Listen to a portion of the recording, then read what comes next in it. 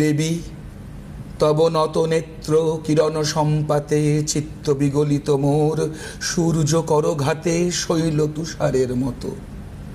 তব কণ্ঠস্বর যেন কোন পূর্ব জন্ম হতে পশিকর্ণ পর জাগাইছে অপূর্ব বেদনা।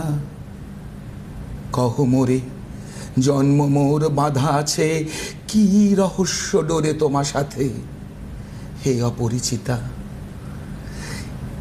এই জন্মডোর কুন্তী একমাত্র জানতেন, কর্ণের জন্মডোর কুন্তীর কাছেই ছিল। কর্ণের যেমন জন্ম কুণ্ডলী, ঠিক সেরকমভাবেই আজকে যারা অনুষ্ঠান দেখতে বসেছেন কিংবা আজকে যারা অনুষ্ঠান দেখছেন তাদের অনেকের ভেতরেই কিন্তু এই কর্ণের তেজ এবং কর্ণের মতো মানুষ আজকে এই অনুষ্ঠানটা দেখছেন। কথাটা শুনলে হেয়ালির মতো লাগছে বটে, এটা পরিষ্কার করলেই বুঝতে পারবেন।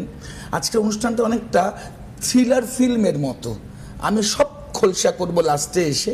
তার আগে এটা বলি যে যারা অনুষ্ঠান দেখছেন প্রচুর মানুষ আছেন যারা কর্ণের মতো। কেন বললাম কর্ণের মতো? কর্ণের দেখো জন্মের পরে সে একজন রাজঘরানায় জন্ম হয়ে, এবং উচ্চ রাজঘরানায়, পাণ্ডব বংশীয়, তাই না? এবং সূর্যপুত্র হয়ে তিনি তার জন্ম পরিচয় জানতেন না।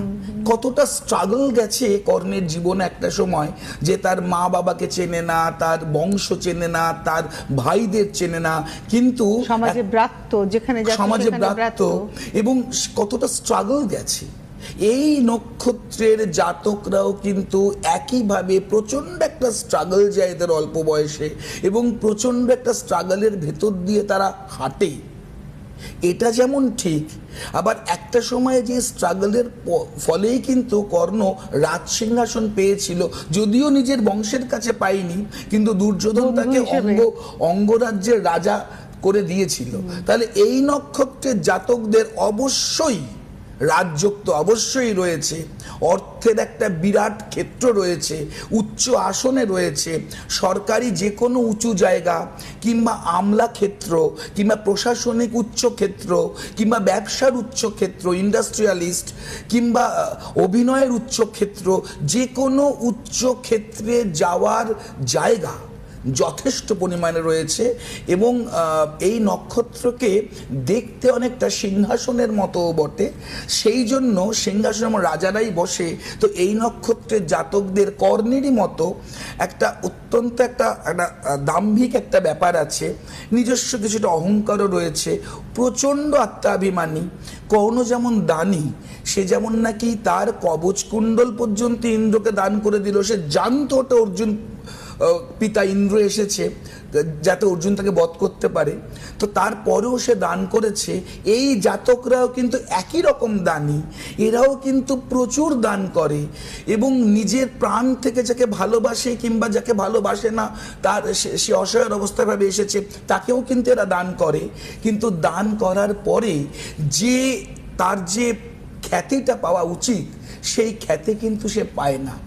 আমি রব হতাশা নিষ্ফলের দলে।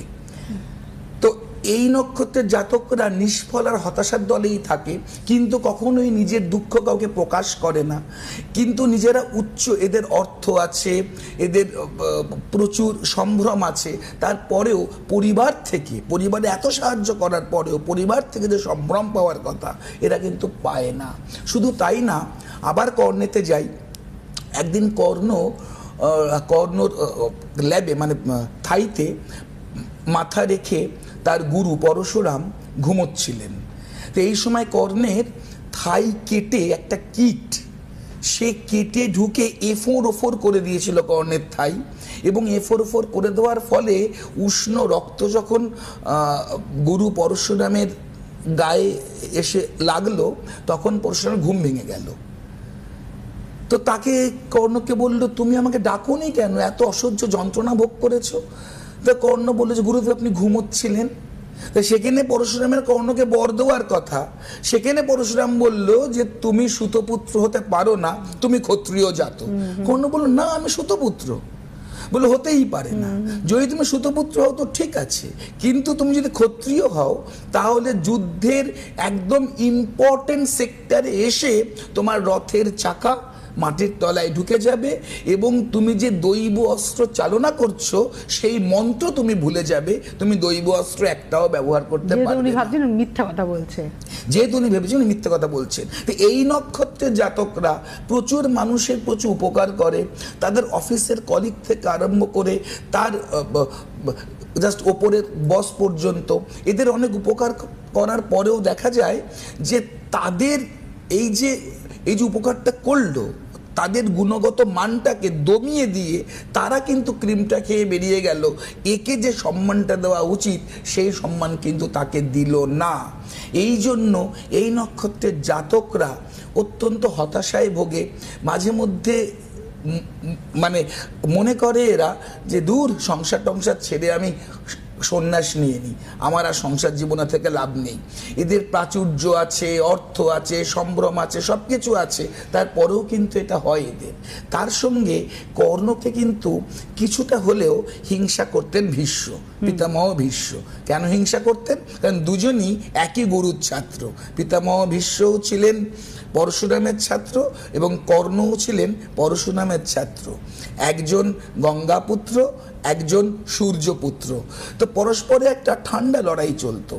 একইভাবে কিন্তু এই জাতক জাতিকারা যেখানেই কাজ করতে যান না কেন একটা গুপ্ত শত্রুতা, একটা কোল্ড ওয়ার সবসময়তেই চলতে থাকে এবং এদের মধ্যে একটা সংঘাত থাকার জন্যে অনেক সময় এদের যে সম্ভ্রম পাওয়া উচিত, যে রেসপেক্ট পাওয়া উচিত, সেখানে এদের ধাক্কা লাগে।